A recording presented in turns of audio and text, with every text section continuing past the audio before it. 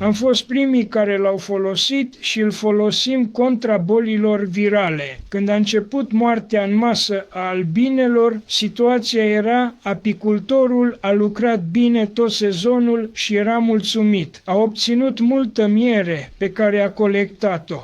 Culesul s-a terminat, cuibul e gata. Familia ocupă 12 rame. După 2 săptămâni, albinele stăteau pe jumătate din rame. Au mai trecut 2 săptămâni. Se uită în stup, nicio albină vie sau moartă.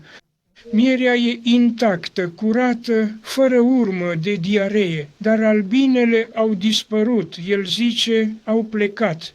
Nu au plecat, sunt infectate cu un virus. Fiecare albină care își simte moartea se aruncă singură din stup. De aceea una s-a îmbolnăvit, a ieșit afară, alta a urmat-o, dar una a căzut aproape, alta a zburat mai departe. Adică familia se împuținează, iar apicultorul nu observă unde se pierd. Și iată ce pierdere aveam. 100 de familii care nu apucau să piară la stupină mureau în timpul iernării. Puneam 100 de familii în iernar și cu noroc scoteam 4 vii, restul erau toate moarte. De aceea am început să folosim Vitom. Chiar am brevetat acest lucru. Am aplicat imediat ce s-a terminat culesul. Și chiar și vara, când observam apariția acestui virus, de asemenea am aplicat. Preparăm siropul, 100 de grame de sirop 1:1, adică 50 de grame de zahăr, 50 de grame de apă. Când se răcea până la temperatura laptelui proaspăt muls, dizolvam 5 grame de Vitom în apă fiartă la temperatura camerei. Omogenizam acest Vitom, îl turnam în sirop, obțineam cam 150 de grame și îl dădeam familiei de albine. Albinele luau acest Vitom și îl distribuiau tuturor albinelor și tuturor larvelor, adică nu omiteau nimic.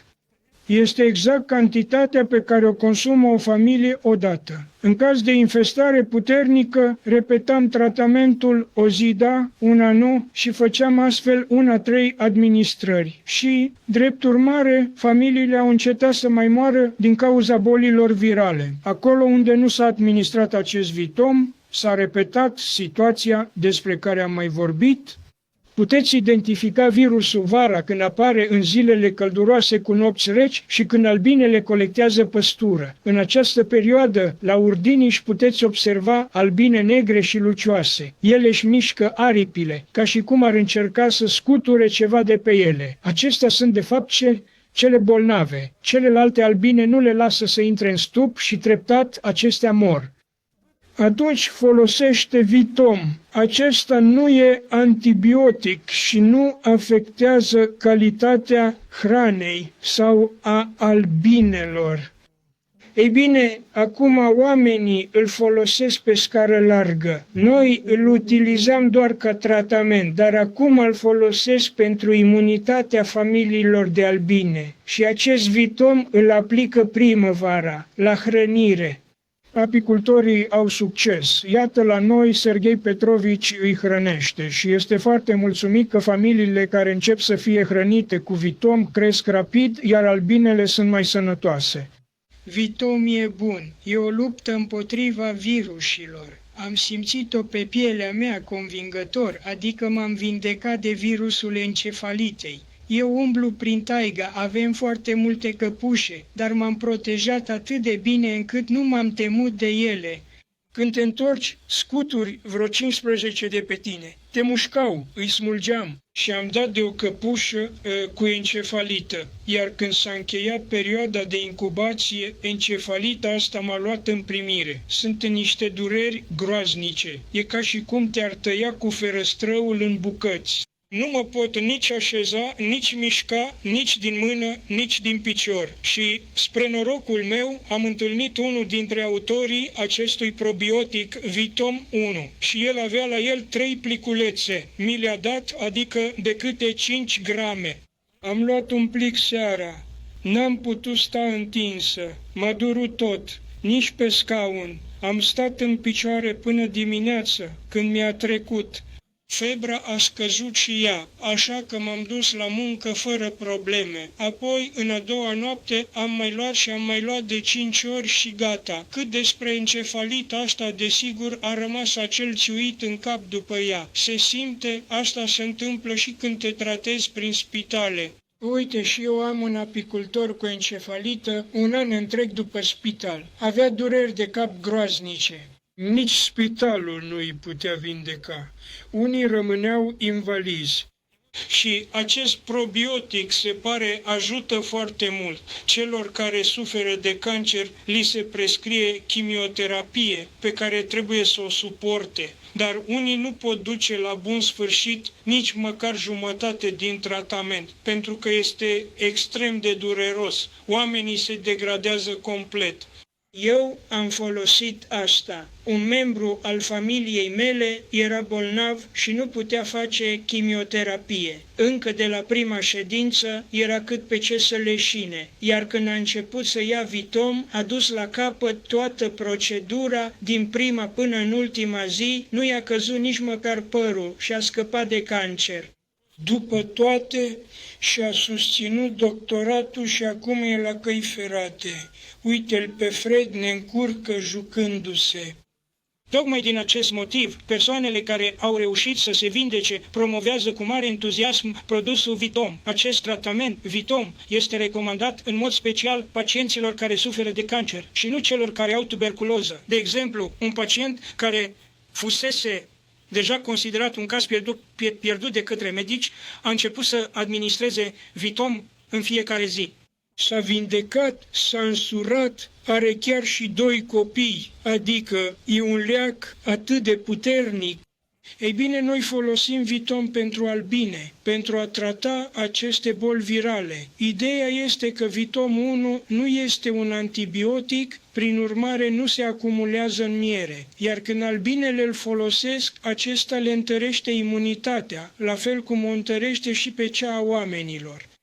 Știți ceva? Vă sfătuiesc să evitați mereu acești aditivi. Dacă aveți un cules bun, mierea e un probiotic. Cu ea se tratau răniții în război, așa cum fac mulți și azi. Primul număr al revistei Chela Plus include articole despre cum mierea tratează tuberculoza și cancerul. Și mierea de albine este folosită în toate acestea. Ar trebui să citiți revista. Ei bine, primul număr din Albine Plus. Citiți-l, acolo este articolul meu. Protecția apicultorilor, menit să protejeze consumatorul de miere contrafăcută. Am scris un articol amplu despre asta, așa că ar trebui să țineți cont și de el. Acesta e un antiviral foarte bun. Vectorul virusului e acarianul varroa jacobsoni. Prin urmare, combatem virusurile eliminând acarianul. Aplicarea tratamentului termic în cazul coloniilor de albine reușește să combată în mod eficient 3 afecțiuni diferite în același timp. Datorită acestui proces, acarienii sunt forțați să cadă, în timp ce virusurile sunt complet eliminate din stup. În mod natural și organismul albert, dacă încălzim la 48 de grade și menținem timp de 10 minute, atunci toate bolile virale vor dispărea.